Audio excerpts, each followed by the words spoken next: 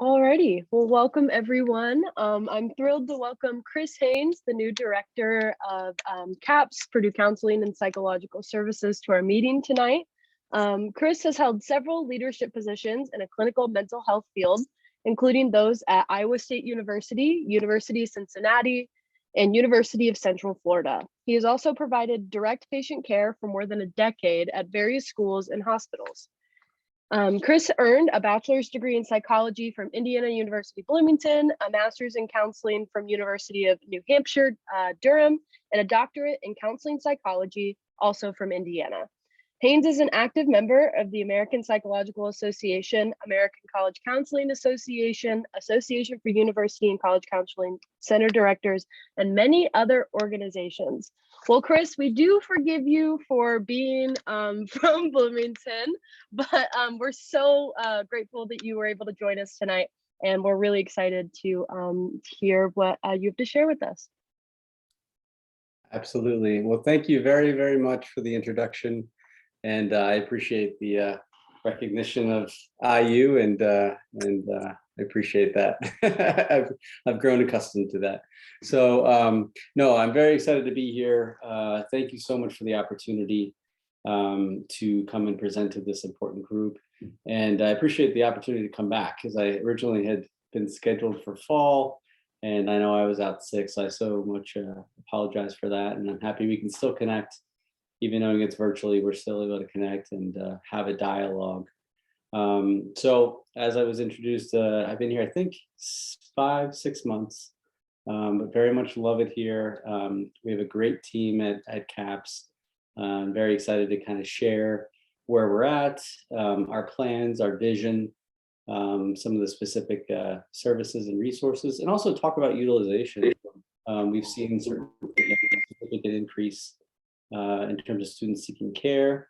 And it's also great just to say, because my relationship with student government is so important. I see you as partners, and you'll see that from the very beginning, but I'm even recognizing some faces on the video. So it's nice to see people that we've engaged with and we've worked with, and we're definitely excited to do this work and do this work together. So I'll go through it. I have a presentation to talk about us, talk about our plans. And then I think we have some time for some questions afterwards, but feel free to stop me if you need to and ask questions. So I'm going to start out a little bit, like I said, with our plan. So let me see. You're going to hear me say a lot, this idea of a community of care. And this is my first slide that I present with students, faculty, staff, community partners. To just really talk about what we really need to accomplish and what we seek to accomplish in terms of supporting Purdue students in their academic success and personal success. But it comes with creating this community of care approach. So it's this idea of there are really truly a continuum of needs in terms of student needs on campus for mental health, ranging from an opportunity to have dialogue in a classroom or in a cultural center, or to have self-help be an option for somebody. Just some stress where they could benefit from some support in a space to be able to kind of talk about things, versus more intensive crisis-related services, psychiatry, all those different range of resources. But for us, there's a continuum of need, and we want to be able to support all students at every resources. And you're going to see in a little bit our step care plan, but it's this idea of we want to be able to have that opportunity. But we also see, like yourselves, student government, student leaders as partners in this effort. And I talk about things in terms of mobilizing the community. How can we promote wellness and success at Purdue together? How can we do it at CAPS, but how can we do it in the community? How can we do it as partners? It's absolutely important. And these types of dialogues are ways that we're starting to already promote that community of care on campus. We also want to recognize the impact of COVID-19. I mean, this is, if we think about it, I think if I was there in the fall, we would have been in person. But right now we're connecting virtually, we're pivoting, we're continuing to adjust, and it continues to evolve.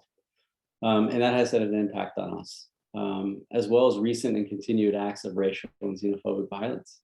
These situations, these experiences have had an impact on our health and well-being as individuals, as a community, and a society. Just acknowledging that and seeing what that's like, and how we can be active talk about wellness and success. So I'm going to share a little bit about trend data, both nationally. We're part of the Center for Collegiate Mental Health, which is a national clearinghouse that represents, I think, up to 300 different counseling centers and universities across the country. We have that data as well as our own internal data. And I thought it'd be really helpful to kind of share those pieces. What are we seeing? So nationally, pre-COVID-19, 1 in 3 college students reported experiencing a significant mental health concern at a level that was impacting their life. So typically, depression, anxiety, relationships are certainly the top issues. But if you think about it, 1 in 3 college students report mental health challenges. And it used to be 1 in 5, and it's kind of slowly increased over time that's a pretty consistent number that we see. Graduate and professional students, there's some studies talking about they're 6 times more likely to report concerns than the general adult population. With undergraduates, it's a little bit lower, but it's fairly comparable to the graduate student level. The challenge that we have, which is part of what I talk about when it comes to that community of care, is only 40% of students seek care. Only 40% seek help that need it. So that gives us an opportunity. So what are some things to pay attention to within that if only 40% seek help? Extra challenges are students of color often seek help at lower rates. So recognizing the impact of marginalized populations, underrepresented populations, and whether or not they seek help. So you have some stats there that are known in terms of the percent of impacted that seek care. Additionally, 64% of students overall who experience mental health issues and drop out attribute it to their mental health issues. So in a sense, we're kind of laying it out there. 1 in 3 college students have an impact. Only 40% seek help. Students of color seek help at even lower levels. And we see the impact on the academic success and persistence. So right there is an opportunity to say there's a need. How do we help support help seeking? How do we help engage and be visible in the community? And we can have an impact on their academic success. Additionally, since COVID-19, they've done lots of surveys around how has this impacted your mental health? And this data points from last year. 80% of students reported negative impact on their mental health due to the pandemic. 80% reported that this has had an impact on my mental health. We've also seen some it really has significantly impacted them. And then health disparities, recognizing people experience it differently. Everybody's experienced it significantly, but some people have had differential impacts, especially access to healthcare, access to care. The 8 out of 10 Americans is, in general, adults. In general, not just college students. The first one was college students, but 8 out of 10 report having impact. It was a significant source of stress in their life. So we're kind of laying out all these different things that we're kind of facing as a community, as a community of care on campus. So for us at CAPS, a little bit about utilization. Last year, we certainly had a decrease in terms of students seeking care, but at campus kind of engagement was overall lower. And that was a national trend as well, but we have absolutely gone back to pre-COVID trends at the center this year. Historically, you can always kind of guarantee there's going to be a 10% increase in students seeking care. Despite the fact that we've had record enrollment for many years in a row here, which is a wonderful thing in terms of Purdue, seeking care is actually independent of enrollment. They did a national trend for a 5-year trend nationally, and they found that the increases in students seeking care was actually 6 times the increase of enrollment nationally over a 5-year period. So of course, more students here, more students going to be seeking care, but they actually see that an increase in enrollment or an increase in utilization even far superior than the enrollment. Just to give you a snapshot, I pulled the stats for our fall numbers, and we had a 47.2% increase in terms of students seeking care this fall compared to last fall. So to give you a snapshot on the demand that we've encountered. And that's a good thing in the sense that it's better in our doors than out of our doors. We want to have an impact on students. We've also, the utilization, the trends that students are seeking care has evolved. We found that crisis services tend to be utilized more nationally than more in terms of an upward trend compared to the routine ongoing care. We've experienced that at CAPS this year. Our crisis services are up 199% compared to last year, compared to last fall. Pre-COVID, in 2019, we're still up about 50 to 60%. So students are coming in and utilizing crisis services. And I'll share a little bit about our plans because we actually somewhat anticipated that, and we certainly increased our services to meet that need. We also find that students report risk. So typically between 37 to 44% of students that come to the counseling center report thoughts of suicide in the prior 2 weeks. That's a fairly stable national trend. It's actually gone up 8 years in a row. This year to date, it's 44% of students come in reporting thoughts of suicide in the prior 2 weeks. Now, the challenge that, well, there you see actually the national data. It went to 35 from 24 over a 5-year period. So we see it nationally as well.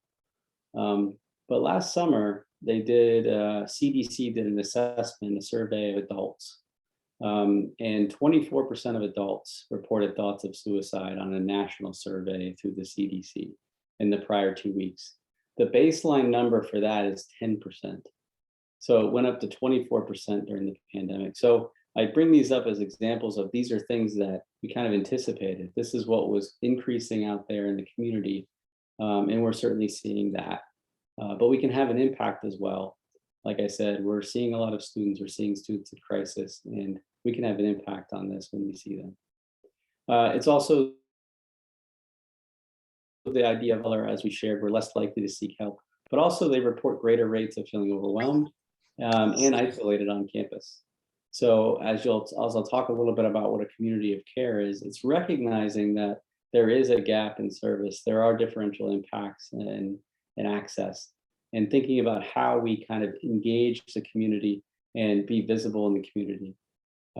As you'll see, CAPS, we don't just wait in our office, we're pretty active out there as well. So I'll share a little bit about that. We offer CAPS. We do a range. We're a comprehensive counseling center. We do prevention, educative outreach. We do workshops. We do conversations like this with campus partners. We have a doctoral, pre-doctoral training program that's accredited by the American Psychology. Do professional training as well in terms of clinicians learning the work. And of course, we do treatment. We do quite a bit of individual counseling, group counseling, things along those lines. And we are the mental health unit for Purdue. Very good team. They are a multidisciplinary team of really experts in college mental health. We have counselors, mental health counselors, social workers, marriage and family therapists, psychiatrists, psychologists, nurse practitioners, psychiatric nurse practitioners, registered nurses. We have them all there to support our students. And like I said, specialty in college mental health, which has its own unique expertise. We offer multiple types of therapies. Think about things from a prevention lens, primary, secondary, and tertiary prevention lens. Primary is that we talk about things as a whole in the university, things that we can promote and support. And secondaries, we think about, okay, are there specific populations that are more likely to be impacted or more likely to be underserved? And how can we use that framework to reach out to those communities? And then tertiary would be the students that are already accessible care to those students. Want to definitely emphasize as well, same day and next day access. Depending on how long you've been at Purdue, you've probably seen it be a little different over time. We implemented this, well, they implemented now I'm here, but in process. And in the fall, we certainly tested it out. And we're going to does is it provides same day, next day appointments for students. And I'll share a little bit more about what that is. As you see on the side, I can't point to it, but where you can see it, but the student needs in our system. Our system continues to needs to be innovative, and where the trends are, we want to create a service and a system to be able to support that. So, we offer new groups, we come up with new trends, we create new interventions. I'm excited about the creativity and innovation of the team. They are connected to the community. They learn about what are some areas or issues that we can speak to. What are some services that we know could be helpful to this community? We are an access model. Access is incredibly important. So we want to be there at the opportunity of the moment. When a student starts to struggle, we want to be available. Last year, our after hours, we have 24/7. We had 603 calls last year after hours, to give you a snapshot on the utilization of that service. But it's this idea of being accessible. We are student-centered. We do brief therapy. So we serve 49,000 students. So we want to do brief therapy. Now, what that means is, from an individual counseling standpoint, it's a 4 to 8 session framework. It's a framework. It's this idea of, if we're going to have around 4 to 8 sessions, what can we focus on? What could it be some? And that's how we define what brief therapy would look like. Like I said before, we're accessible. We offer that same day access.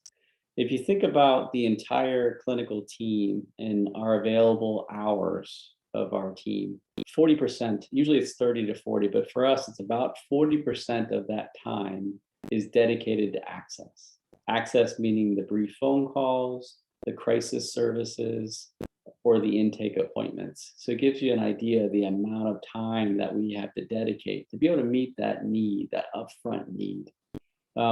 We do brief screens, which will be more described in a minute, but it's 315 placeholders, appointments in our system per week to be able to meet that need of students. So for example, if we were doing this presentation at 10 in the morning or 11 in the morning, the next brief screen appointment would probably be 11:30, maybe 12. They're available throughout the day. We intentionally spread them out based on the utilization, but available throughout the day where we're able to have these brief screen appointments. We're confidential and we're cost efficient. We're not part of it's mental health records. We're not part of the academic record. Our services are free. The only thing that has a cost is psychiatry. And that's a low cost. It's $25 an appointment with psychiatry. And we also believe in holistic wellness. For us to think about, more broadly speaking, what are the dimensions of wellness and how can we, like I said, be active in creating that community of care on campus that supports wellness in an ongoing way. So if a student wants to get connected to us, this is what that same day, next day access. So they give us a phone call and they say, I'd like to get started.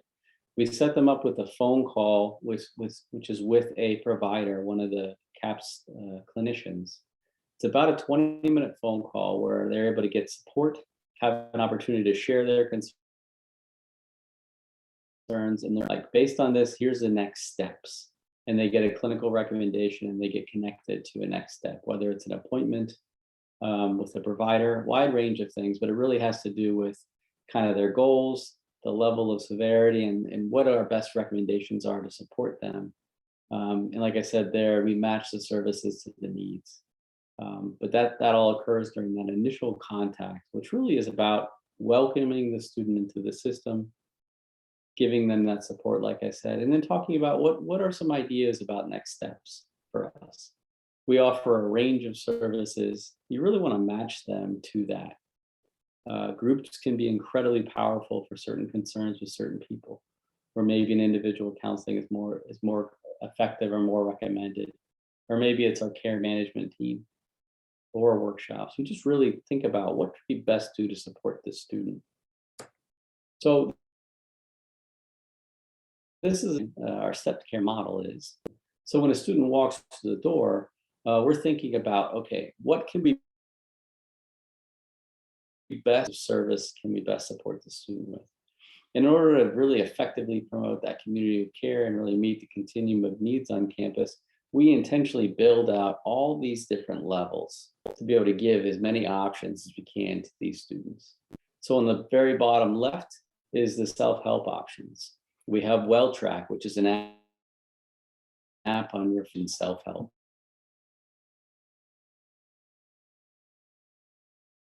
And then of course we have other types of resources. My hope is that students can engage in mental health and wellness and get that support and not necessarily have to come to CAPS.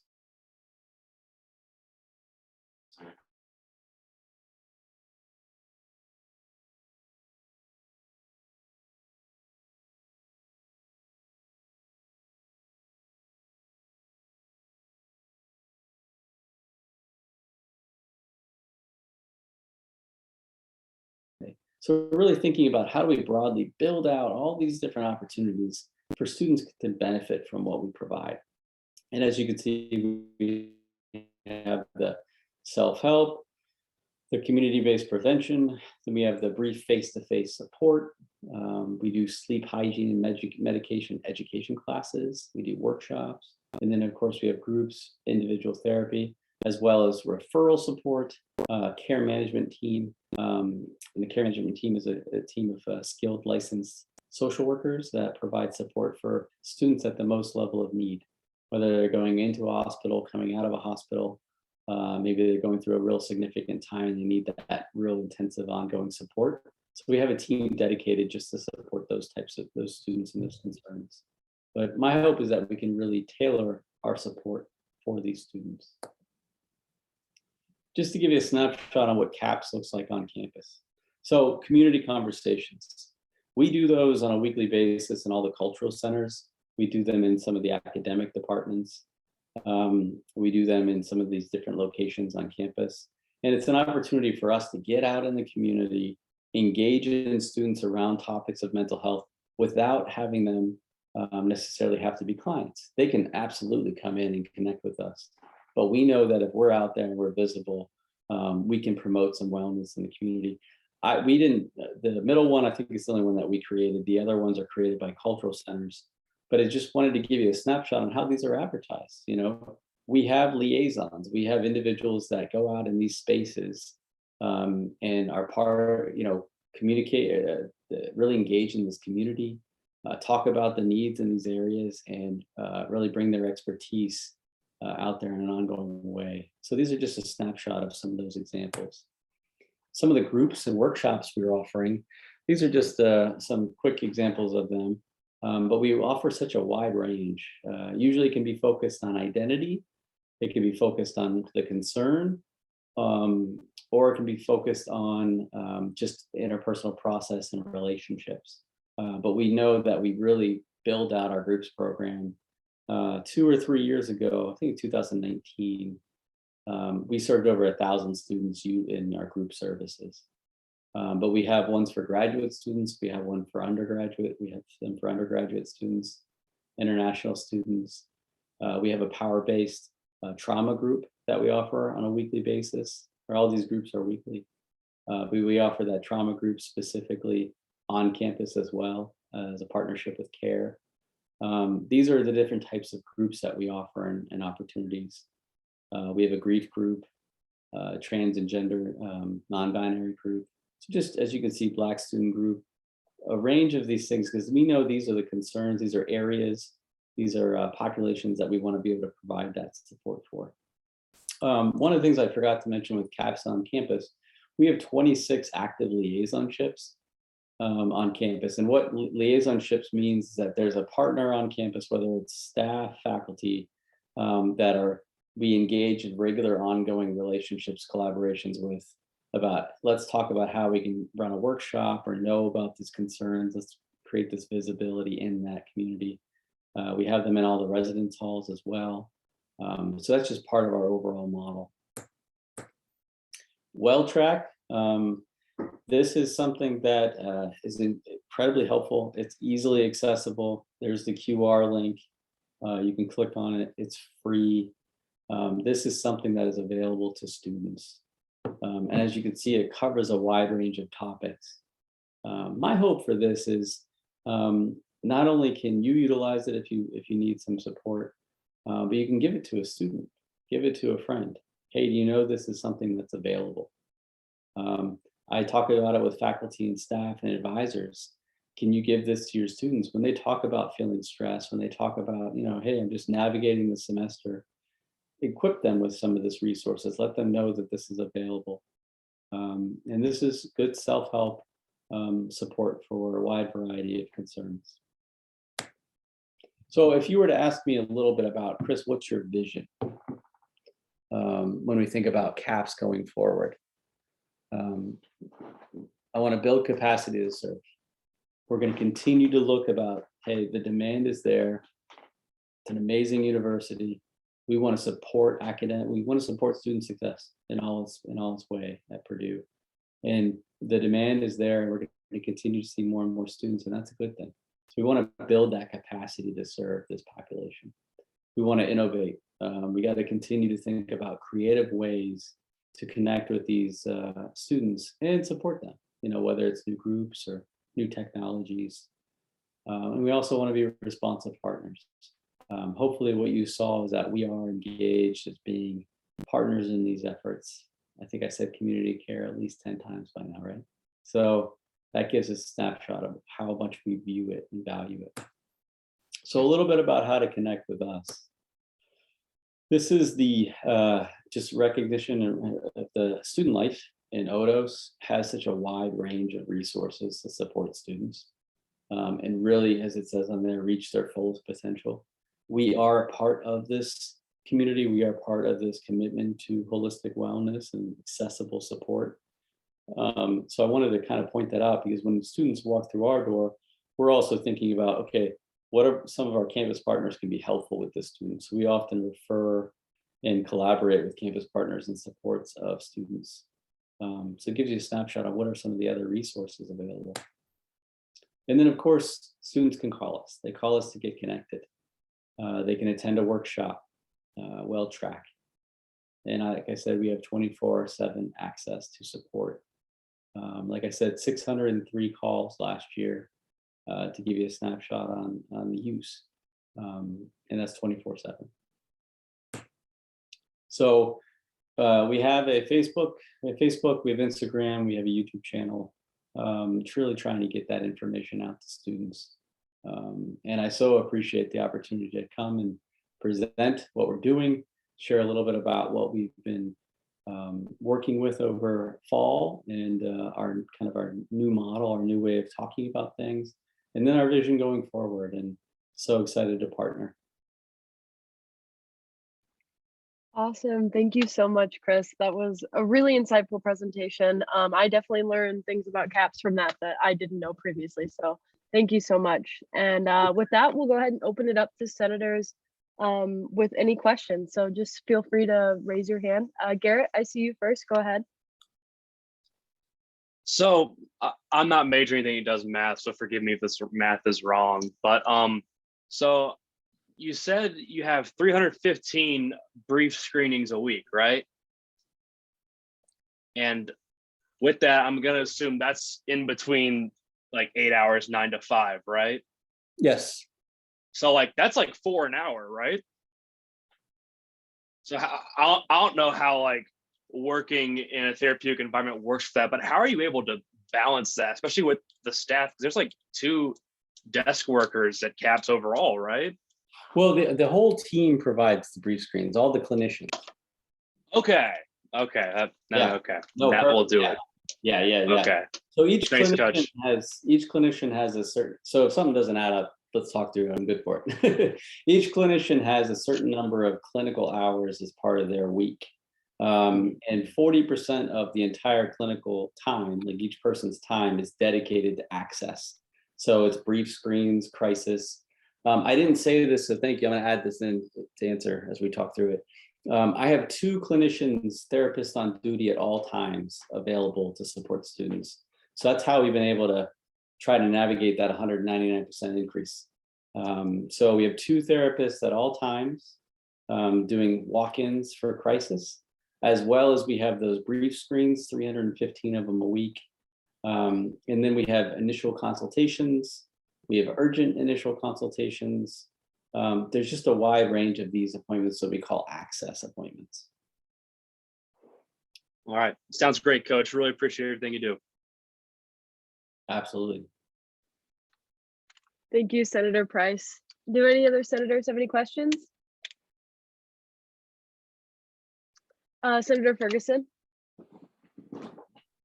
Hi, thank you so much for coming to speak with us today. My name is Lily Ferguson, and I am a senator for the College of Agriculture. I just had a quick question on, it kind of goes off of Garrett's question. Because your clinicians have this 40% amount of time that's devoted to access, how does that affect their ability to bring in as many students into clinical time for them? Like, are you seeing any increases in wait times or increases in just like how their patient load because of that? Yeah, no, perfect. Yeah.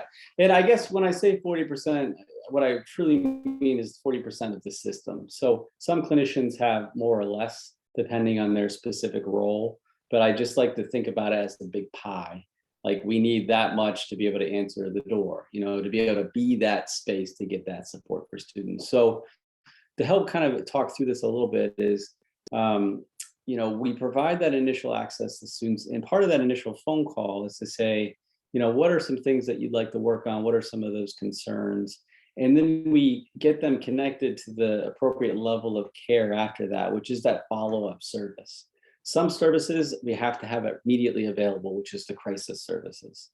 Other services like our care management team, who follow up afterwards with a client. I'm actually building that team even more now. They're available immediately. Our group services, all of our groups, this past semester we had, and I'm making it a little bit smaller in terms of the workshops, just to make sure we can have them being heavily utilized. But we had 20 groups and 62 workshops last semester. All those are available immediately. The community conversations, those are always there. So there are certain things that there isn't a wait or anything along those lines. The initial consultations is where we ran into some of those challenges of, based on that first call, we think that we're going to get you connected to individual counseling per se. That wait time can be for that next appointment is where that challenge is, because of all those times dedicated to meeting all the needs. Right now, it's about a week. Yesterday or a couple of days ago, it was like 2 days. It ebbs and flow, depends on the demands of the semester. That's where that wait time would be. At points last semester, it would get out to 3, maybe 4 weeks, but that was at the very end of the semester, and we did some changes to help support that. But that ongoing care is where you start to have that impact on that wait. I hope that answers that question, because that initial consult is really important. President King. Hey, Chris. Great to see you virtually. Yeah, good to see you again. My voice is a little muffled. All right. So I was just looking through the website, and I was looking at the gender affirming therapy services that you guys have. One of the links, I was curious about the gender affirming voice and communication training program.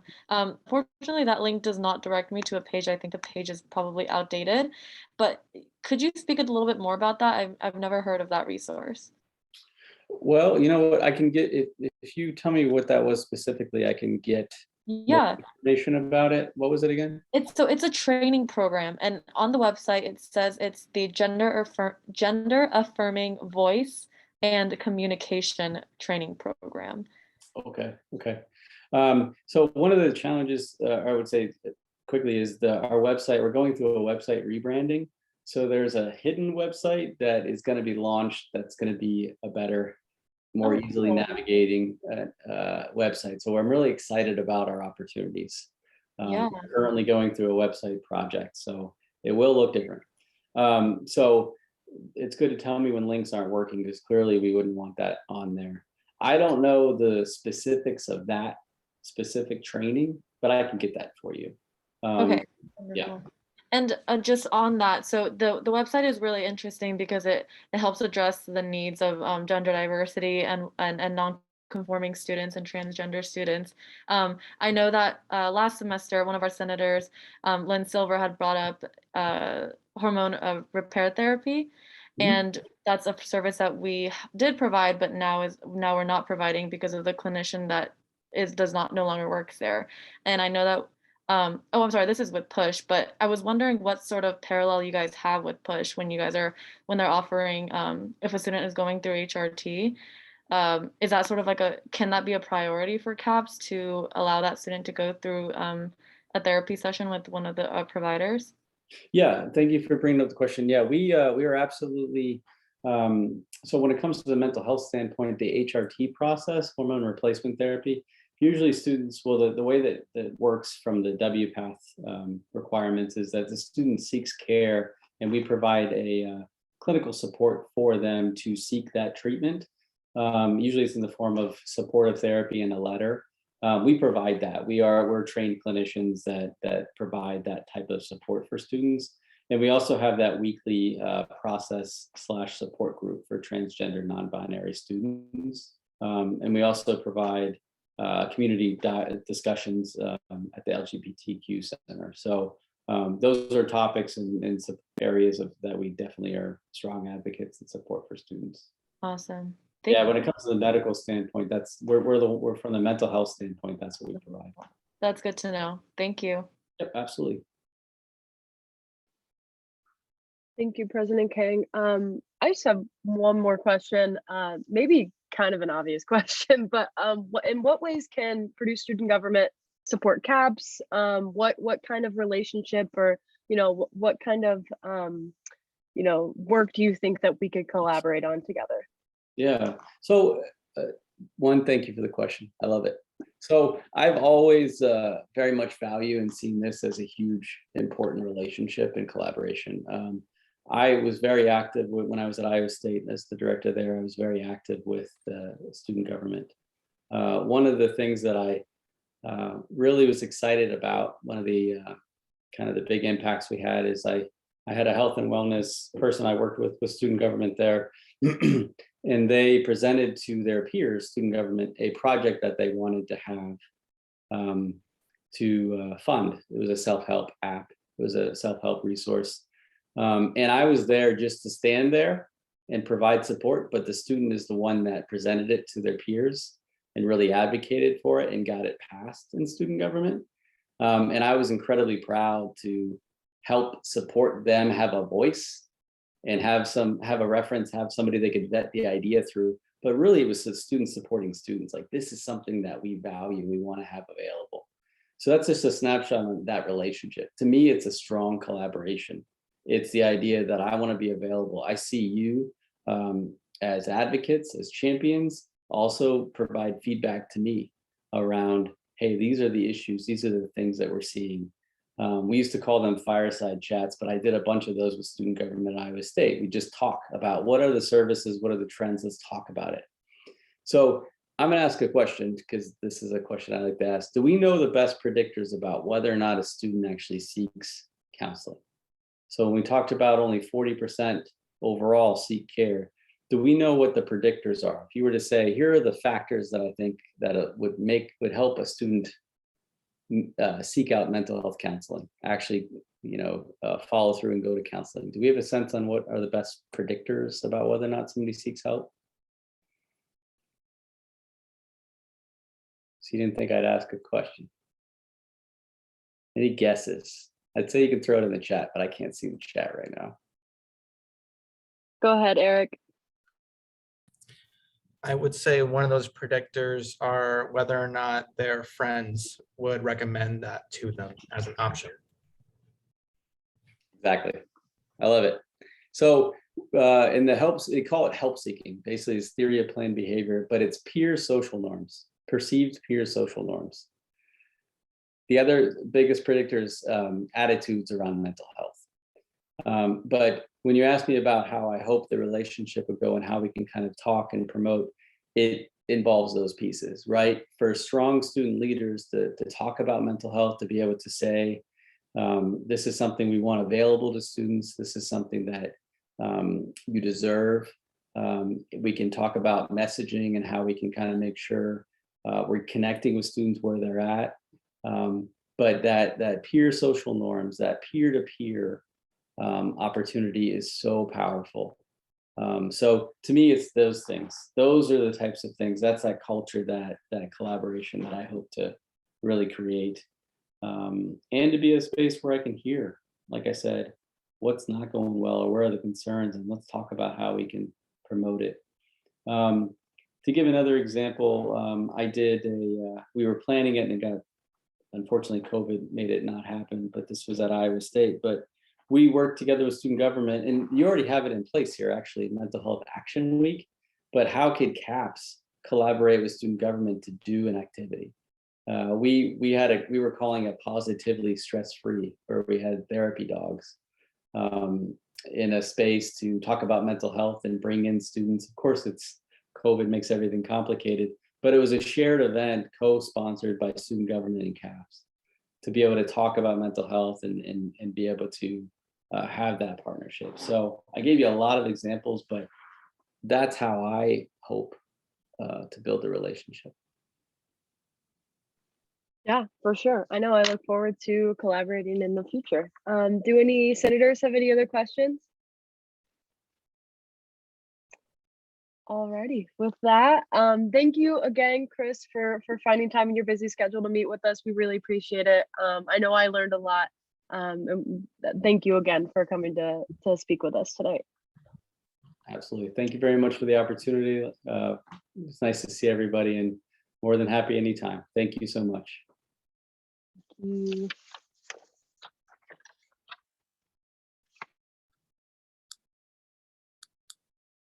Okay.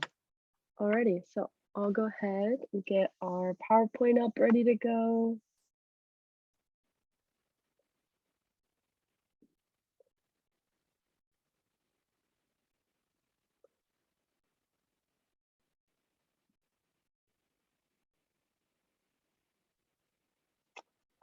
Awesome.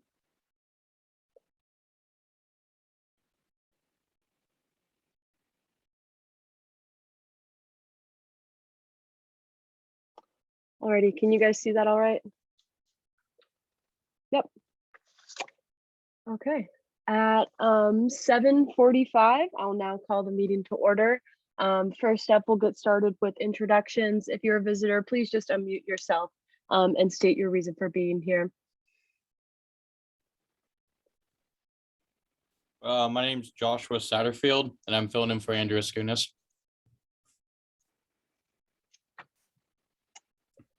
Are you a proxy, Josh? Yes, I am.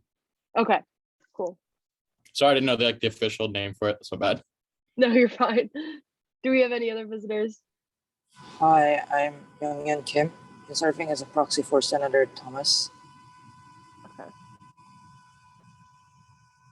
Alrighty. Any visitors or other proxies? Hi, I'm Pamela, and I'm here to be appointed as Associate Justice. I'm Maggie, and I'm also here to be appointed as an Associate Justice. Thank you. Any other visitors or proxies on tonight? Already hearing no others, we'll go ahead and move on to roll call. Secretary Huang, I'll go ahead and kick that over to you. Hello, I'm gonna start the roll call now. Please stay here if you are. Veronica Reynolds. Here. Nate Fairchild. Here. Lily Ferguson. Here. Joshua Mariani. Here. Scott Ashby. Here. Sydney Terrell. Here. Julia Pirillo. Here.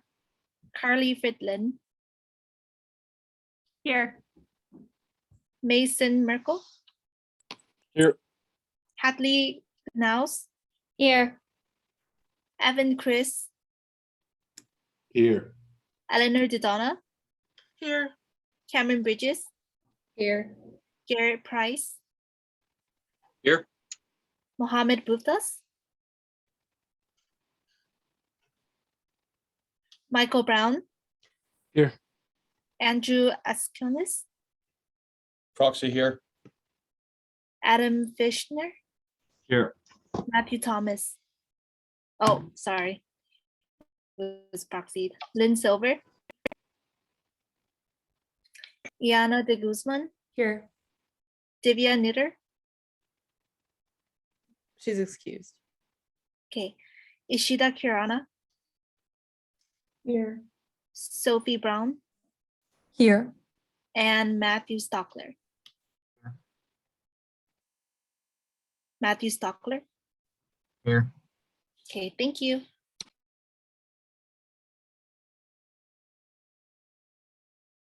I'm still muted. Sorry, I'm probably gonna do that a lot tonight, guys. We'll now move on to our land acknowledgement.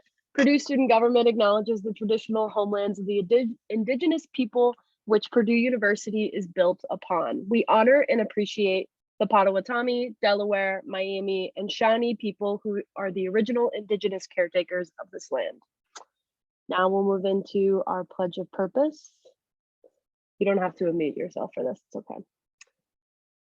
Our purpose is to be the voice of the Purdue student body, serve the needs of students in all university matters, and provide leadership that stimulates excellence, and stimulates initiative, inspires excellence, and exemplifies professionalism. And above all, hail Purdue. Alrighty, and now, so the minutes for the last meeting were distributed to you all via the Google Drive. Are there any corrections to the minutes? Okay, seeing no corrections, the minutes are approved as distributed. We'll now move into executive reports. President Kang, do you have any executive reports? I do. Well, first of all, great to see you all again. I just got to see some BOD and some cabinet members face to face. Just got to see some BOD and cabinet members face to face. So I'm so upset that I can't see you in that way, but this will have to do. I hope your breaks went well. Mine was definitely way too short. A few updates here. So just to get the ball rolling again, the Purdue Graduate Student Government President and I have set some dates for the Immigration Attorney Initiative. Please make sure to tell your friends that if they want to seek some professional legal help, they have this service available to them.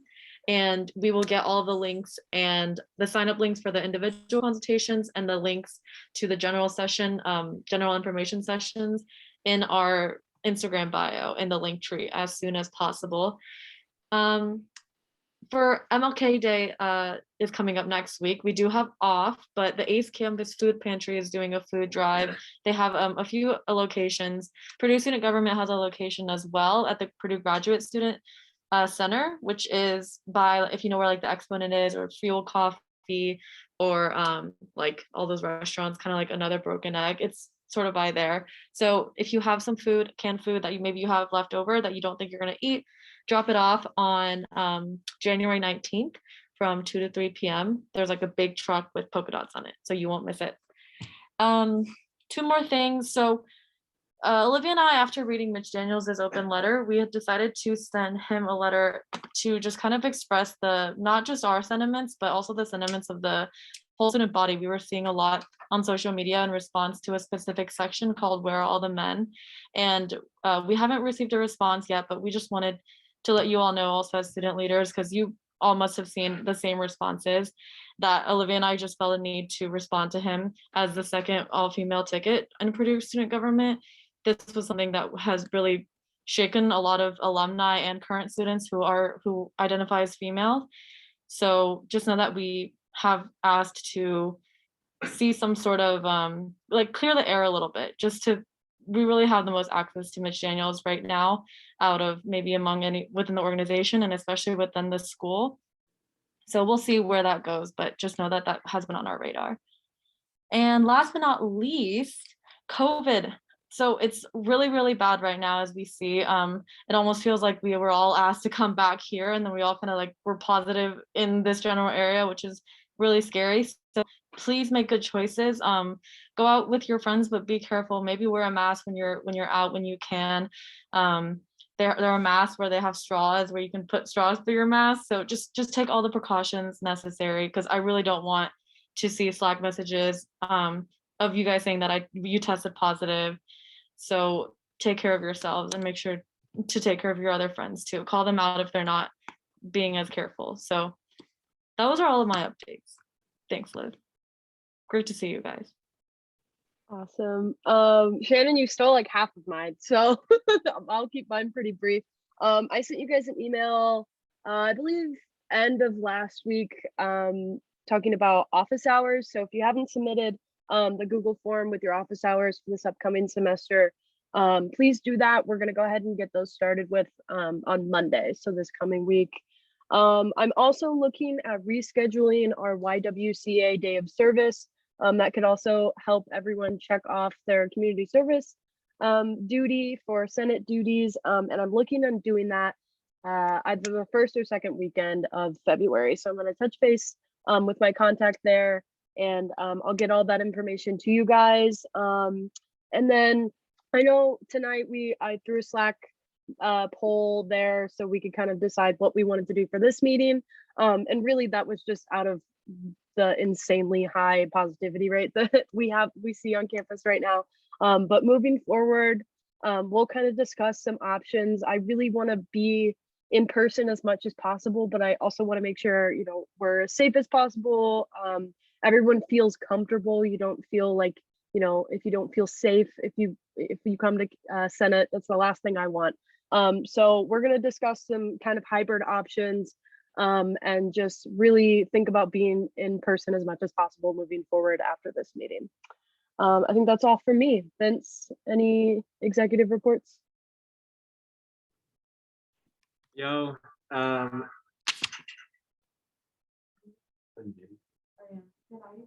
just turn your volume off. All right, yeah. Everything's going good from Academies at my end. Thanks for bearing with us as he was performing his duties like a great deputy chief of staff and Miss Caucus. So no worries there. We'll get him in there next session. Won't have that miss. I owe Evan a something from Bod. So Evan, make sure you send me that on Slack so I know what it is. Yeah, but besides that, we're rolling. Events already off and moving, and everybody seems to be doing well here. BOD is going to be in person just because it's truthfully impossible for us to create the climate of BOD virtually, and the people that would be virtual literally would just be seen looking at like the group of people out there. In addition, our meetings are truthfully not a requirement for us to be effective. It's more of a social scene anyways, so it's not required for the first few weeks here as we're going through. So if you are planning on fulfilling your Senate duties and don't want to be there in the first few weeks, it's no problem at all. And just so that you are also aware, it's not a requirement for people in the first few weeks to come, but it's truthfully just impossible for us to create that same environment. So we will be holding it in person, but it'll be optional. Event spreadsheet, it's in the drive. I will be sending that stuff each week to Veronica as well, so you all can stay updated on what BOD is doing. But I encourage you to give it a look as well and see if there's anything that you want to hop in on throughout the weeks with any of the committees. You're more than welcome to do that and help volunteer for the events. But yeah, nice seeing everybody, but rest assured we are doing just fine over here. Thank you, Vince. Andrew, I see your hand up. Go ahead. Yes. Okay. So I have a couple updates. One is for ABTS. So we have our ABTS conference coming up. That's at the end of January. A couple of us are going up to Wisconsin to do that. And then for MHA, so we are starting back our meetings for MHA on Sunday. That's at 4 p.m. and it will be either in the conference room in Winifred Parker or in 273 that's in Croc. We also have a call out tomorrow. So if different orgs want to get involved in the actual week of MHA to be able to host events, then they can come tomorrow. That's at 6 p.m. and that's on Zoom. the link will be sent out on Slack. It's also on Instagram as well. Then we also have a SOGA workshop as well right before that. So some different student orgs don't have a ton of money to be able to hold an event. And so we wanted to be able to help get them the money that they need and they deserve. And since we are PSG, we don't always have enough money to be able to do that. So we wanted to refer them to SOGA as well. So SAO and Mike will be helping out with that. Awesome. Thank you, Andrew. Sean, go ahead. Yep. So Andrew mentioned SOGA. The period 3 SOGA application is due this coming Monday, the 17th, MLK Day, and that's funding student orgs holding events March through May. So basically the whole semester. If an organization wants to put on an event, make sure they get that application in by Monday. SFAB, the big money, the request has to be over $15,000. Those grant applications are due February 1st.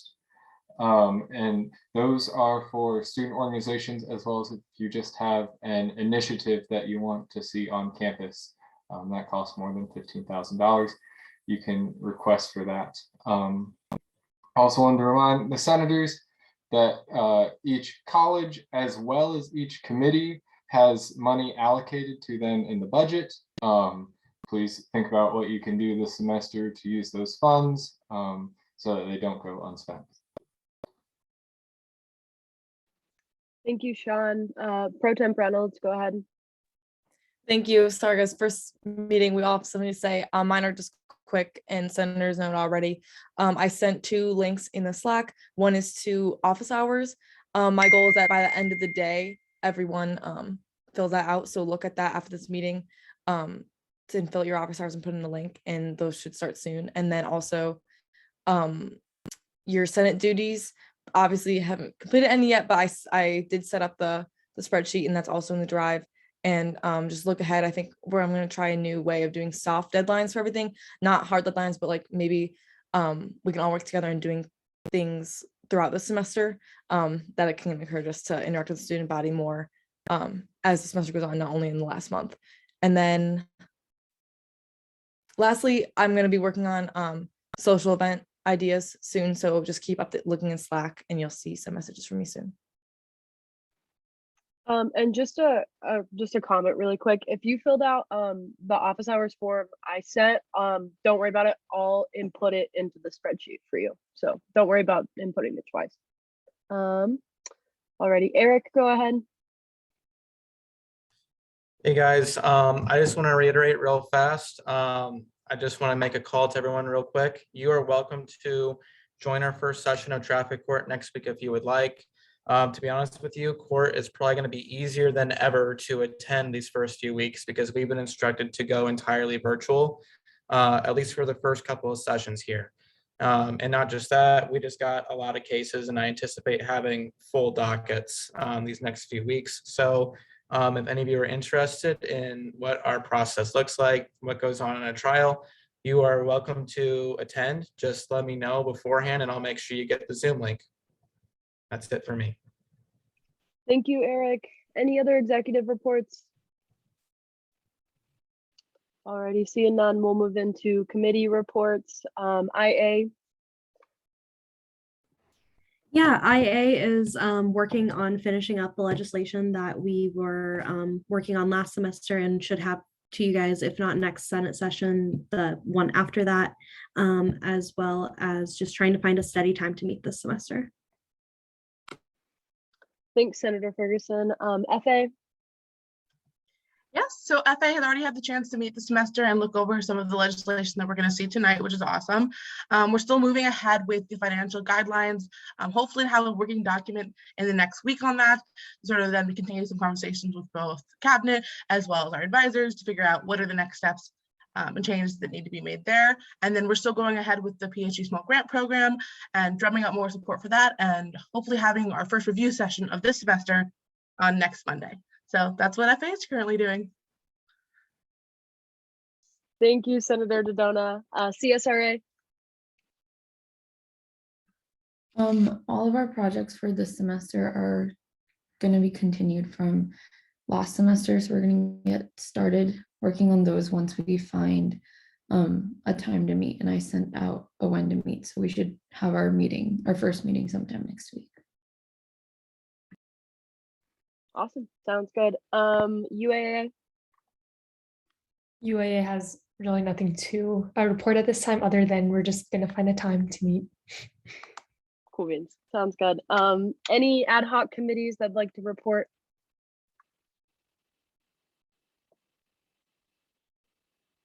Senator Dodona? Yeah. Safer has already sort of set up a time for meeting this semester and is moving forward with some plans. And just to update you all, we're having a meeting with the Title IX coordinator this week to sort of have some discussions on some policies, getting some things hammered out to move forward with sort of our plans, as well as doing some event planning that we'll hopefully have figured out, and I'll update you all on that soon. And then lastly, Safer is also going to work with some para students that had some issues with free speech around sexual assault on campus. And it's something that Senator Ferguson and I are currently working on, and I wanted to let anyone who wants to work on a project like that is more than welcome to join us on the project. Thank you, Senator Dodona. Senator Silver? Yeah, so for the Pride ad hoc, we have decided a time to meet next week, Wednesday, I guess at 7:30, I think, and hopefully we're gonna get to meet some some really cool people, and then nail down some goals that we have for this and what we want to work on. Awesome. Thank you so much. Any other updates from ad hocs? I know we kind of heard from MHA through Andrew and Veronica. So, alrighty, see no others, we'll move into informal discussion. Do I hear any informal discussion at this time?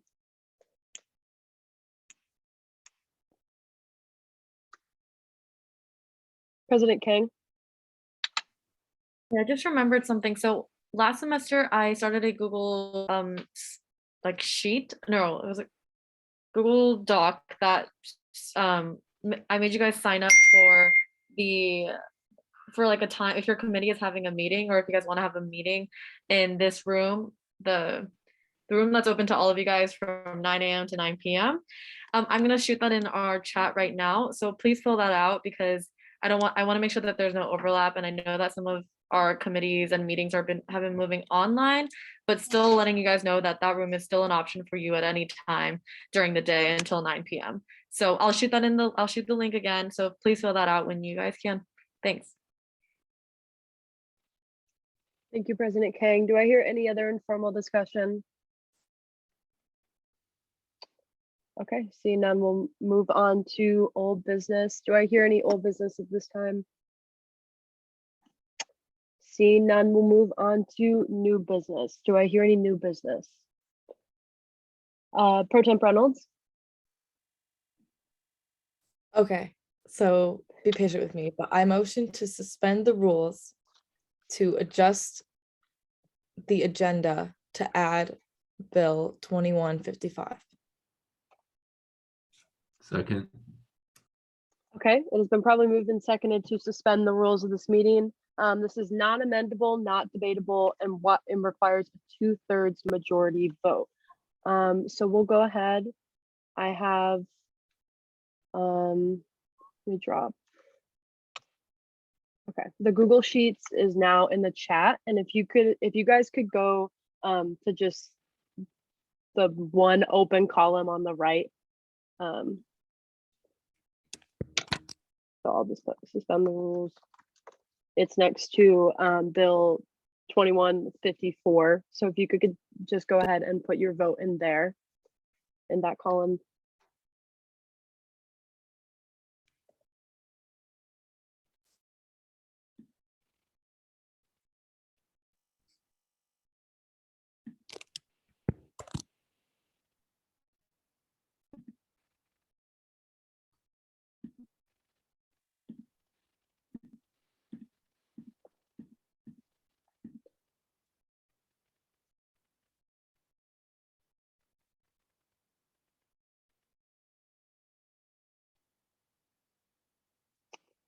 Go waiting on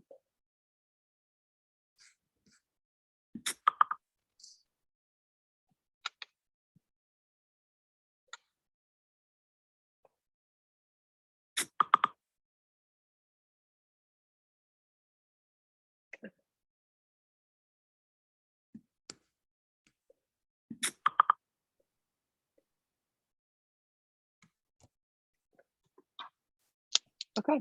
With a vote of 22-0-0, we have voted to suspend the rules.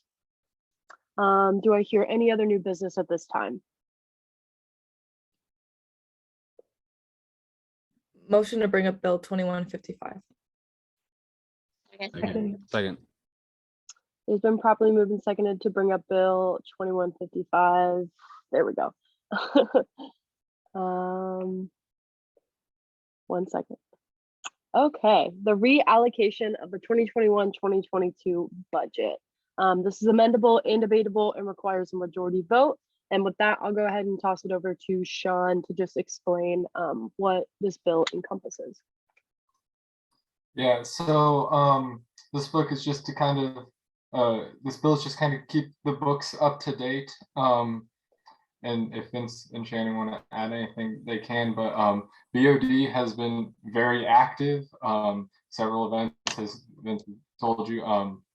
So we wanted to be able to continue to support them by moving funds from cabinet discretionary into BOD so that they each committee has a good operating budget to carry through the semester. And then also we wanted to move some funds from cabinet discretionary to the retreats and conferences. When we first made the budget, we weren't sure about ABTS or Big Ten on the Hill. Senator Dodona said, do we want to include stuff for conferences? And I was like, well, we haven't heard anything yet. Now that we have, we wanted to put a little more in there to take care of it. Thank you, Treasurer Wiseman. Senator Dodona, go ahead. Yeah, so just sort of to second what Treasurer Wiseman was saying, is basically the intention of this is sort of to make sure, just move things over to different parts of the budget where it can be accessed more easily and keeping the budget as organized as possible. And then having that because of BOD's involvement, as well as the fact that we're going to have conferences this year, which is awesome, and being able to appropriately distribute funds to them. But generally, it's sort of just a formality of moving this money as designated by the Constitution. But that's sort of it. Thanks for that explanation. President Kang? I don't know if the senators talked about this or with Treasurer Wiseman or not, but Sean, do you quickly want to explain why the BOD clause says no more than 2,000?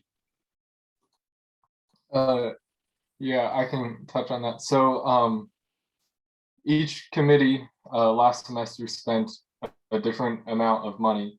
So to bring each committee up to $1,000 to begin the second semester, we need a little under $5,000 total.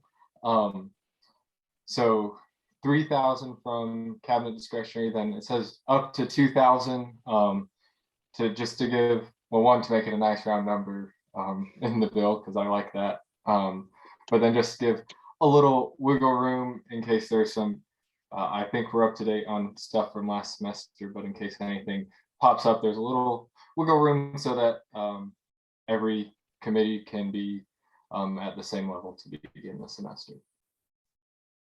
Awesome. Thank you, Sean. Is there any other discussion on 2155? Alrighty, seeing no more discussion, we'll go ahead and move into a vote. Please see the spreadsheet again.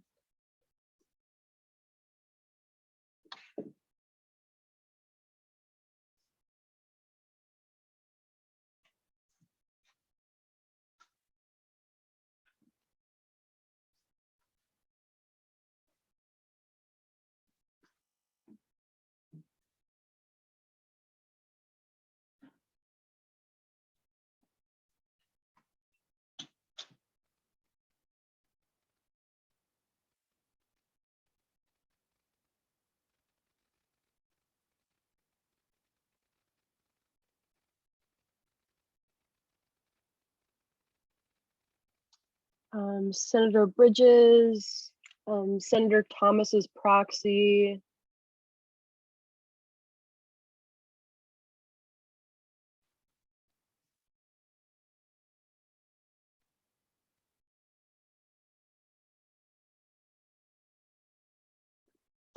Alrighty, Bill 2155 passes unanimously.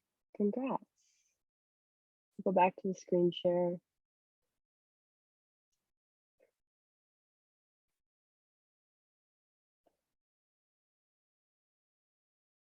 Sorry guys, I lost the Zoom. There we go. Alrighty, do I hear any other new business?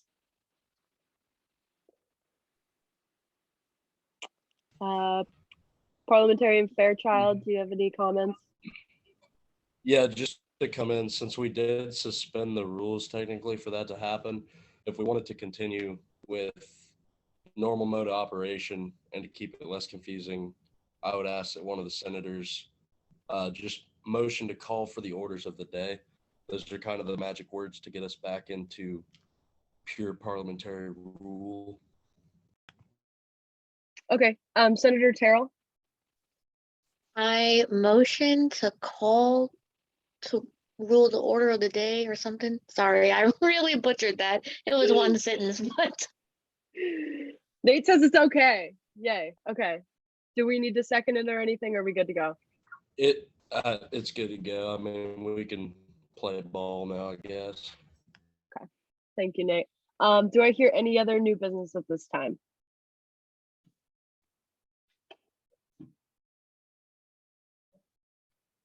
Senator Terrell. I motion to bring up Bill 2149. Second. Second. It's been properly moved and seconded to bring up Bill 2149, Mental Health Action Week 2022 fund Senate approval. So this is basically the budget for MHA. This is amendable and debatable and requires a majority vote. And with that, I'll kick it off to Veronica or Andrew, whoever would like to speak first.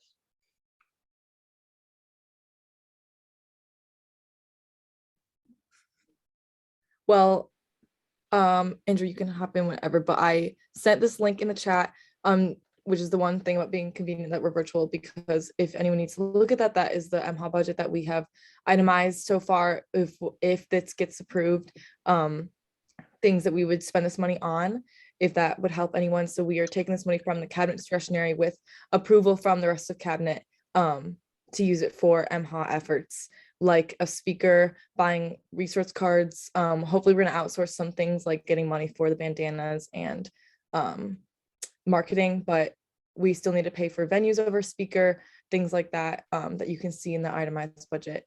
And if Andrew or anyone from FA has any comments either, because FA reviewed this, we went to their meeting on Monday and we talked about this as well. But this would be from cabinet discretionary and used for students at Purdue.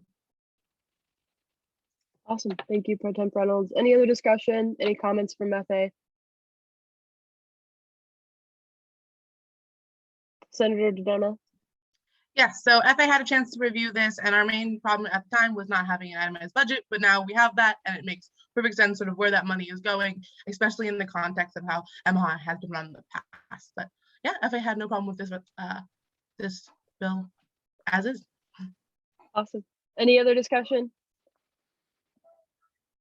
Alrighty, seeing no more, we'll go ahead and move into a vote on Bill 2149. Again, please see the spreadsheet.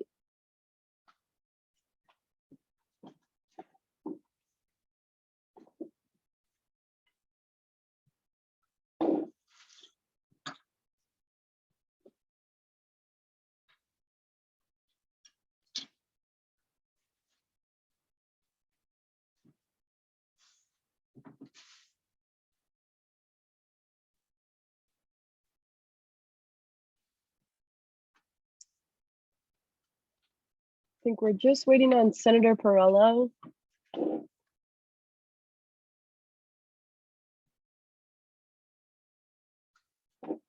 And with that, Bill 2149 passes unanimously. Congrats, Andrew and Veronica. We're so excited to see what you do with those funds. Okay, now moving on to any other new business.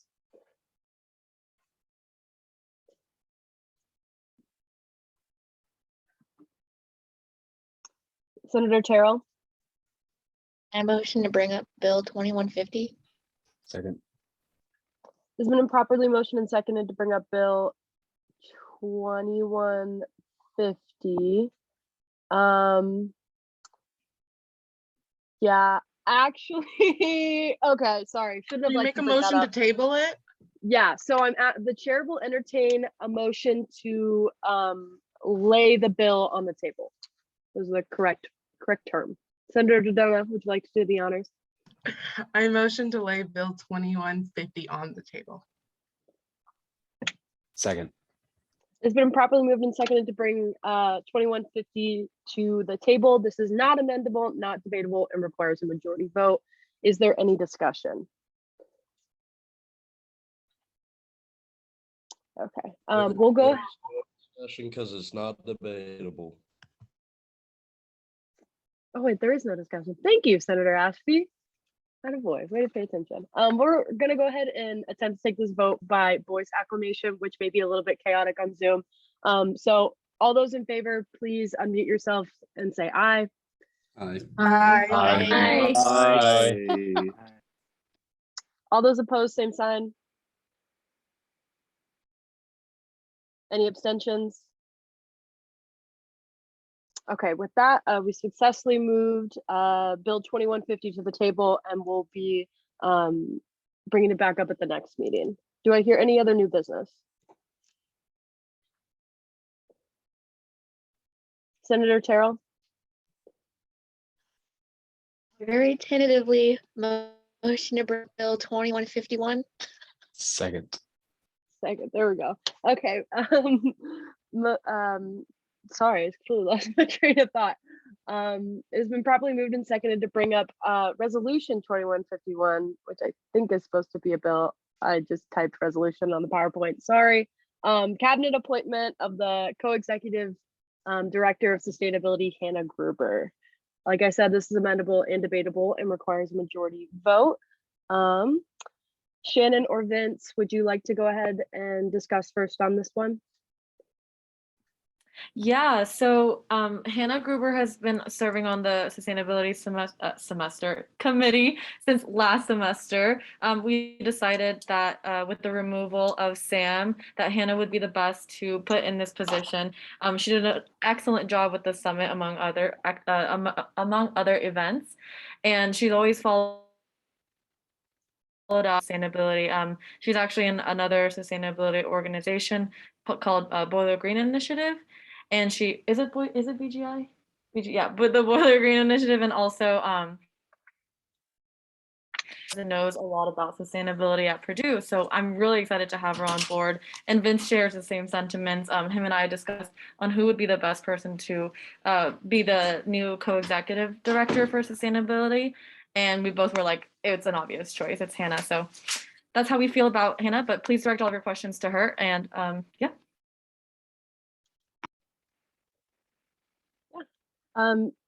Hannah, I'll go ahead and give you some space to introduce yourself and maybe explain why you think you'd be the best for this position. Yeah, for sure. So I'm Hannah. I'm currently a sophomore in environmental science and political science.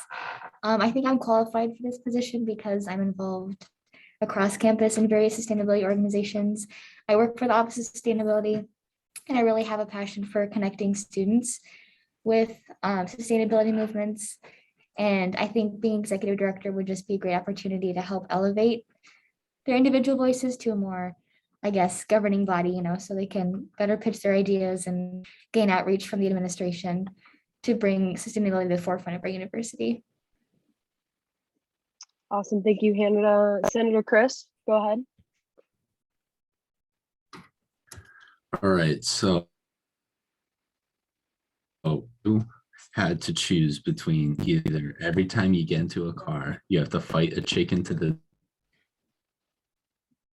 death. You have to fight a gorilla, but you get a sword to fight that gorilla. Which would you choose? I'd say the chicken because I honestly don't know if I'd survive a gorilla. Fair answer. Thank you, Senator Chris, for that very pressing question. Pro Temp Reynolds, go ahead. Hannah, do you just want to talk about if there's anything that you're thinking of doing, like different, anything that you are excited to like do in your new role? Yeah, definitely. So I would love to collaborate with more sustainability organizations, namely outside of like Boiler Green Initiative and PSSC, which are two of the largest ones on campus. Also collaborating with more Greater West Lafayette student organizations. There's a lot of high schoolers that are involved that want to learn more about Purdue and sustainability in general. Just giving them some more resources and telling them about what we do here at Purdue. Also just a couple more student events as well as ones that engage the local community, like a town hall we have set up for the spring semester. So just more of, I think, a broadening of our horizons, I guess, in that aspect. Thank you, Hannah. Senator Chris, go ahead.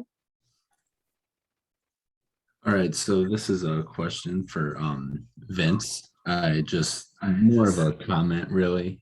I just would like to point out that once again, he told us at the beginning of the year we were doing co-executive directors to stop the appointment bills. Yet I think every meeting since that day, he's put more appointments on the floor. So just want to throw that out there for you, Vince.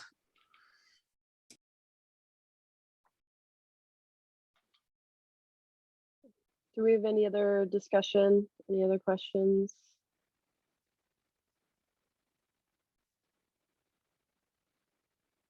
President King.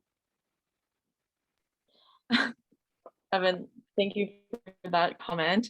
I think this is a decision that not only Vince made, but it was a decision that we made together, and I fully stand by the removal of some of the members and the replacement of some of the members. Genuinely want this to be a great experience for everyone, especially you senators as well. I know that there's not really much overlap, but the events run so smoothly.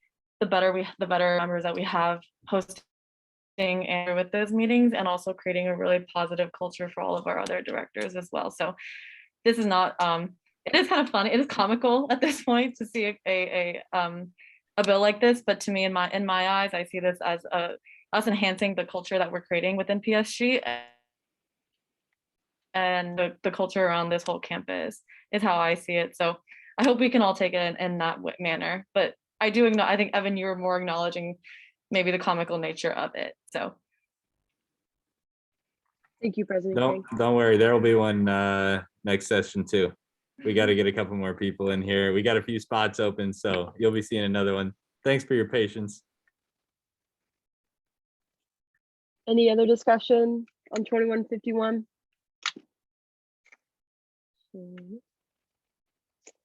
Okay, see no more discussion. Hannah, I'm going to attempt, okay, I'm gonna put you in the waiting room and then I'll bring you back in a bit when we're done, okay?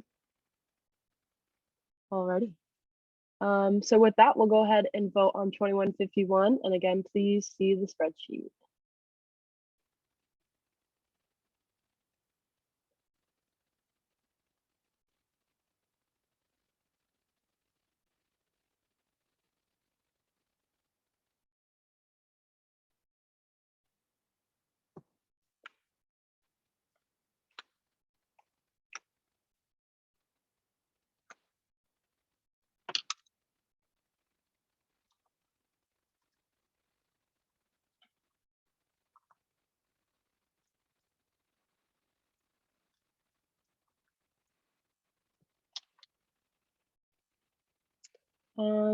Senator Canal, Senator Fridlin. I think that's it. Senator Jadona.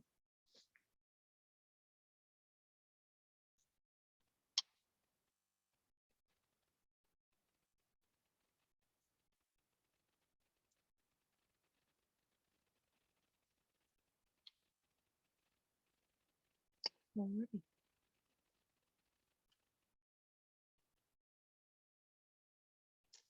Did Hannah make it back in?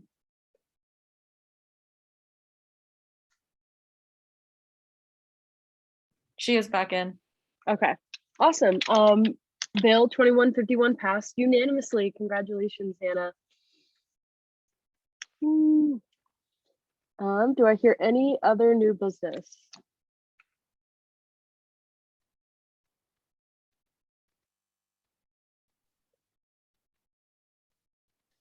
Senator Terrell? Okay, is it in blue because I need to table it? Yeah, Okay, so we're going I to lay motion the to bill on table. the table. Yeah, I motion to table Bill 2152.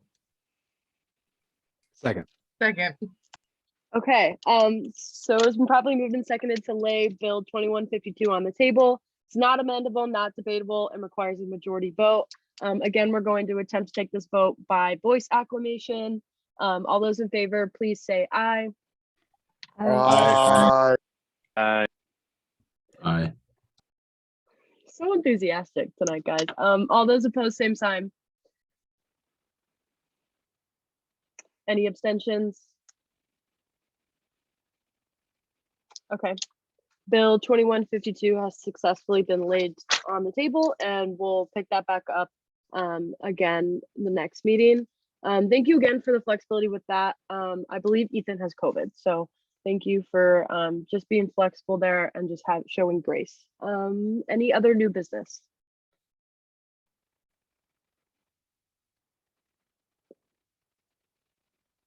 Anybody?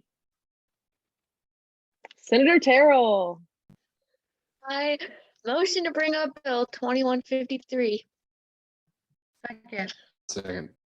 It's been properly moved and seconded to bring up Bill 2153, the Supreme Court appointment of Justice Pamela Yamiogo.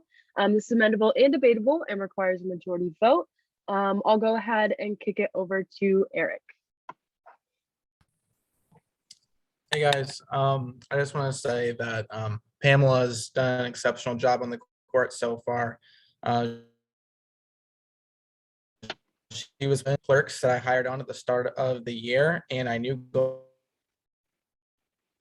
going into the applicants who want to become justices one day. And I want to say that she's really risen to the top and demonstrated in all facets of her work that she's qualified to be a justice. The application to be a justice, very rigorous, and sure on that. She's gone through the effort of attending almost all meetings this semester of court. She's attended outside functions. She's really demonstrated that she is committed to this organization, and I have full confidence that she's going to get great justice. Awesome, thank you, Eric. Any other, Shannon, do you have any other discussion or anything? Eric, it seems like he's really been bringing on really great justices and clerks, and just people who I feel like we've just gotten a surge of people who are really interested in the court and in the branch. So we're really excited to have you on board, Pamela, and hope to get to know you better. And good job, Eric, for always choosing and appointing the right people. So it looks like you have a full court.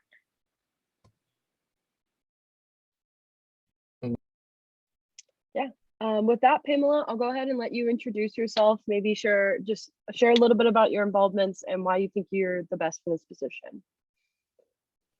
Okay, so I'm majoring in economics and minoring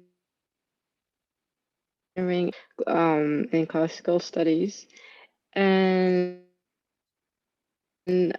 last semester, and basically I plan on going to law school after graduating. So yeah, I've always been interested in like the judicial branch of everything, and being part of court. I feel like I have been able to grow and improve a lot of skills, and I'm excited to bring all that I've learned into this new position. Thank you, Pamela. Does anybody have any questions for Pamela?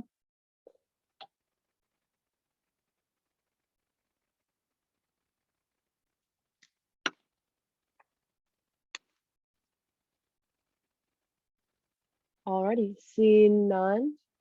Pamela, I'll go ahead and move you to the waiting room for now.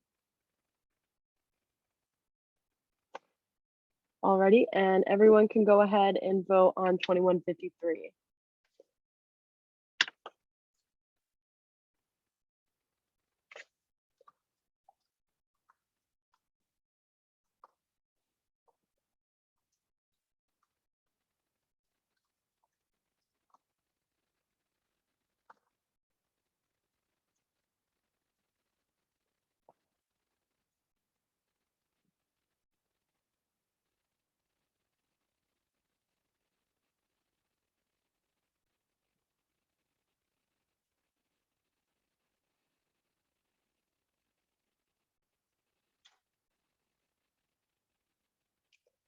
And Senator Karana did message me in the chat. She's going to be excused from voting for this one because her fire alarm went off in her building. So.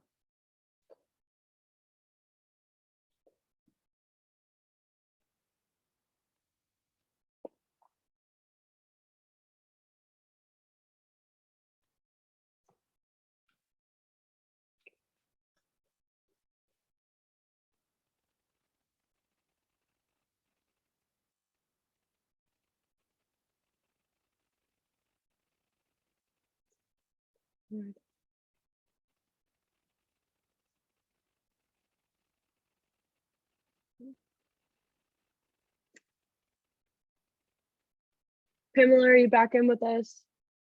Yes, I am. Okay, awesome. Congratulations, Bill 2153 passed unanimously. Yay. Eric, would you like to install her now, or do you want to wait until our next court appointment? The next bill passes, and then I will install them simultaneously. Perfect. Okay. Okay. Do I hear any other new business?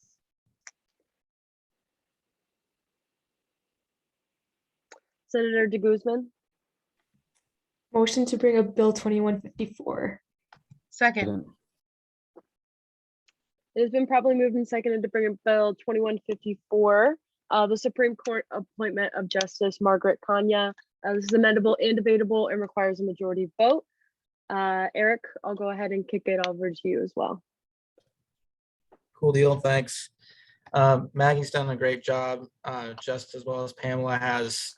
She was one of the few people who, if you guys remember back in August, when I first hired on this whole large group of people, I did have to recruit a few justices at the time who didn't have previous clerk experience. And Maggie was one of the people who expressed a desire for that opportunity to interview for justice at that time. So she's expressed a desire to want this position for quite a while back. The fact that I believe that she's capable of this, and she's done a great job all semester. Just like Pamela, she's attended outside functions and shown that she wants this. So she'll be a great justice. Thank you, Eric. Margaret, you can go ahead. I don't know if you go by Maggie or Margaret, but you can go ahead and introduce yourself and just explain why you think you're best for this position. Okay, I go by Maggie, by the way. Okay. So my name is Maggie. Eric that I spent last semester as a clerk, and I learned a lot and I grew a lot, and I think I can provide the court with a fresh perspective. And I also want to improve the court and the relationships the court has with parking services and Purdue as a whole. Awesome. Does anybody have any questions for Maggie? Senator Terrell? Hi, I know I asked you this during caucus, but I liked your answer, so I decided to ask it again for everyone else.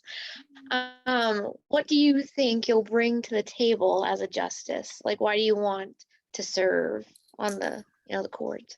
I wanted to serve because, I mean, most people don't admit it, but I mean, I like rules. I think they're cool.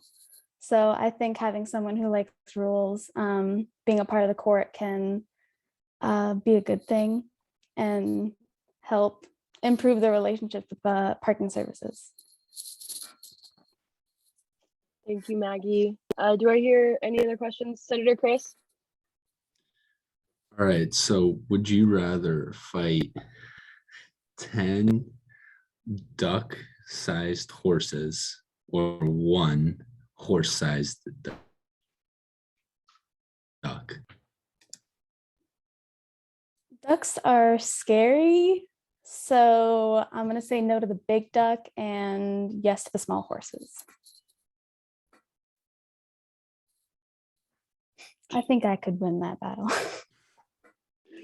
Thanks, Maggie. Thanks, Senator Chris. Do we hear any other discussion? Okay, seeing no more. Maggie, I'll go ahead and move you to the waiting room. And everybody else go ahead and vote on 2154.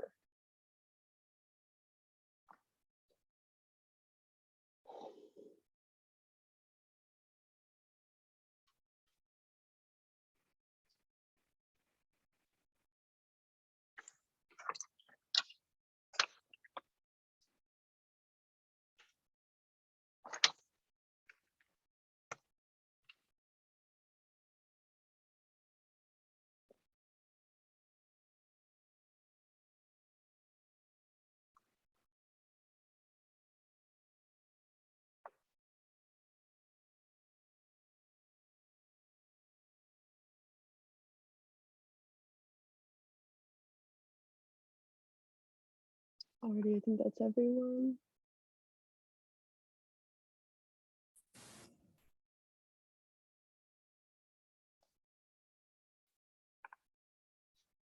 Congratulations, Maggie. Bill 2154 passed unanimously.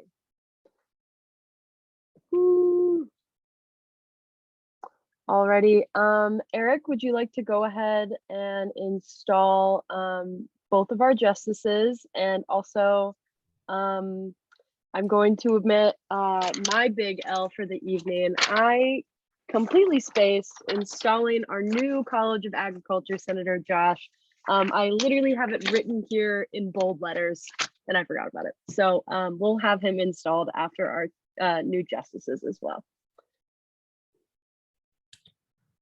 Okay, all right, so Maggie and Pamela, all I gotta do is I just gotta have you repeat the following sentences after me.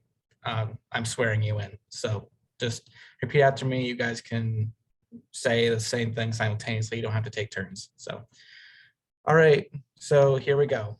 I, then state your name. I, Margaret Pamela Canyon, Amigo. On this day of January 12th, 2022. On this on day this of day, January January 12th, 12th, 2022, Swear to abide by and uphold swear to uphold the bylaws and the Constitution the bylaws and the Constitution of the Purdue Student Government. of the Purdue of the Student Purdue Student Government. Government.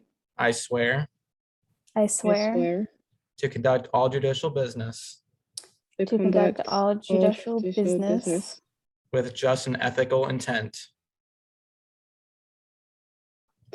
in the interest of achieving a fair resolution. in the interest of achieving a fair resolution. Congratulations.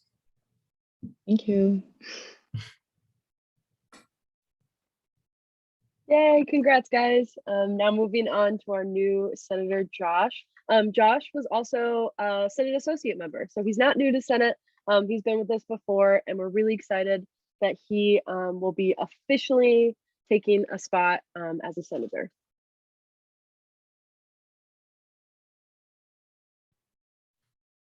All right, Josh, you there? Yes. All right, cool deal. Okay. All right. I state your name.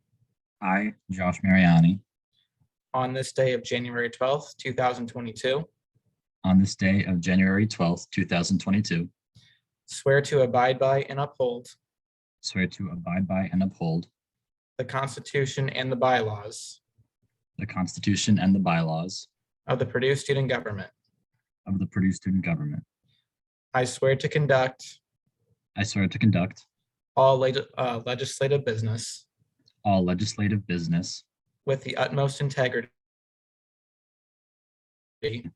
and with the best interest of the Purdue University and its student body and with the best interest of Purdue University and the student body as my main objectives.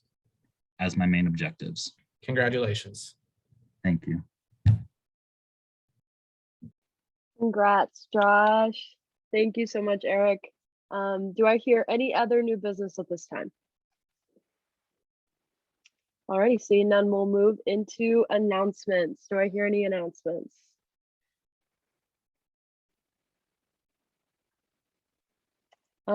Not really an announcement from me, but we all got an email, I think on Monday from Protect Purdue that had some updated COVID guidelines on it.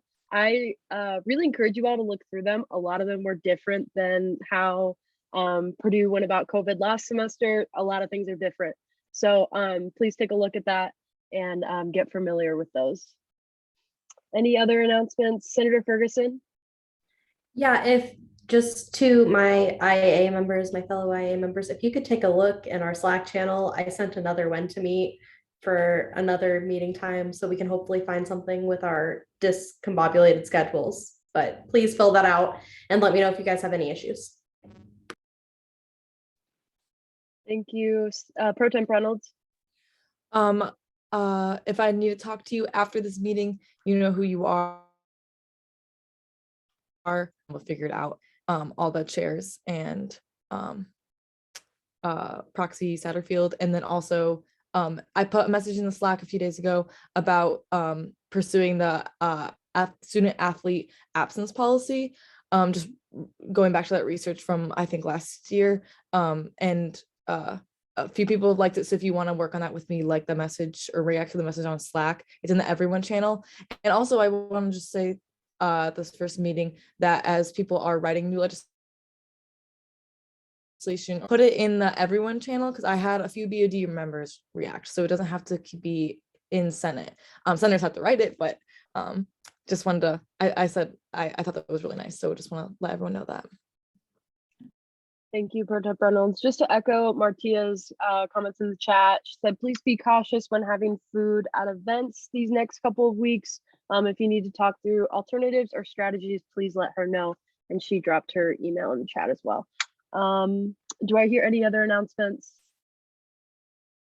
Just kind of echoing off what Veronica said, if you have any idea for, or any ideas for legislation, you don't know if you can make it come to a reality, please feel free to talk to Veronica and I. We can work through it with you, talk through it with you, and yeah, kind of flesh out any ideas you may have. So do I hear any other announcements? Alrighty. Any Senate snaps?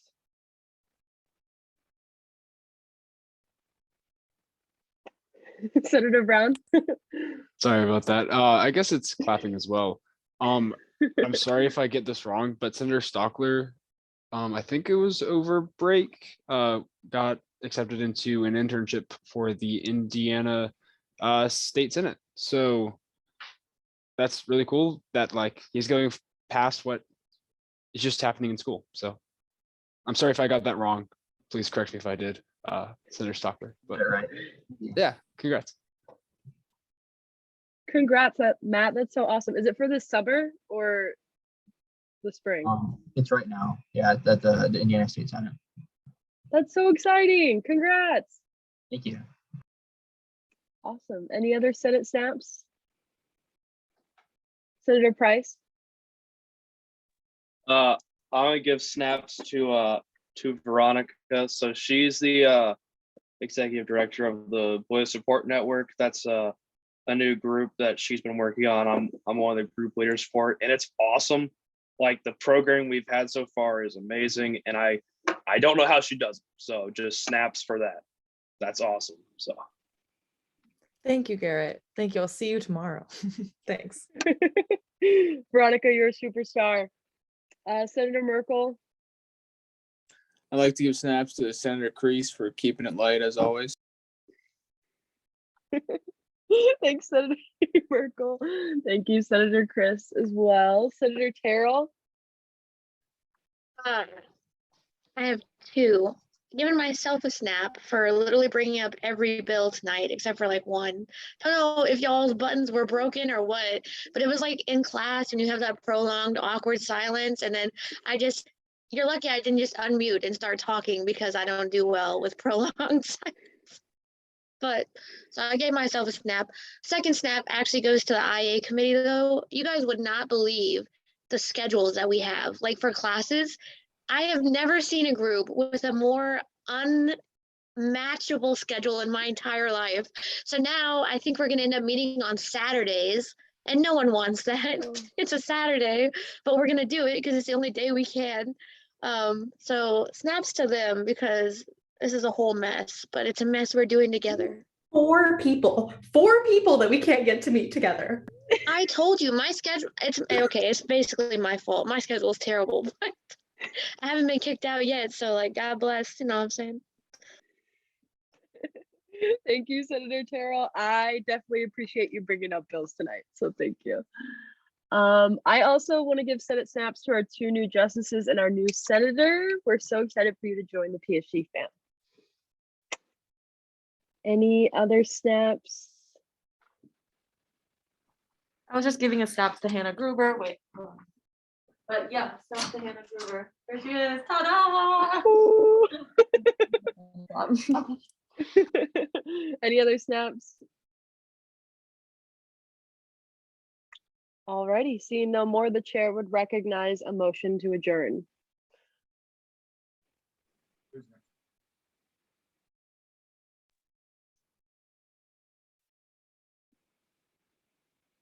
Senator Terrell, I motion to adjourn. Second. it's been properly motioned and seconded to adjourn. This meeting is not amendable, is not debatable, and requires a 2/3 vote. All those in favor, please unmute yourselves and say aye. Aye. Aye. Aye. All those opposed, same sign.